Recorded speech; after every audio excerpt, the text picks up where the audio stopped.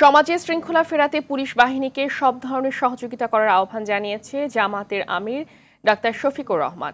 সকালে কুষ্টিয়া সরকারি কলেজ মাঠে দুর্নীতি ও শোষণমুক্ত বৈষম্যহীন দেশ করার লক্ষ্যে জেলা কর্মী সম্মেলনে তিনি আহ্বান জানান। এ সময় ডাক্তার শফিকুর রহমান বলেন, নিরপরাধ কোনো মানুষের বিরুদ্ধে মামলা হোক, এটা জামাত চায় না। এছাড়া দুর্নীতিমুক্ত দেশ করতে সুশাসন নিশ্চিতে সবাইকে ঐক্যবদ্ধ থাকার আহ্বান জানান জামাত আমির।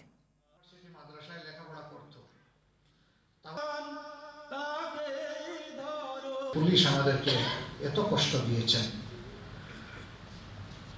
সেই পুলিশকে সহায়তা করার জন্য আমরা নির্দেশ দিয়েছি যে সামাজিক শৃঙ্খলা ফিরিয়ে আনতে হলে পুলিশের প্রয়োজন আছে।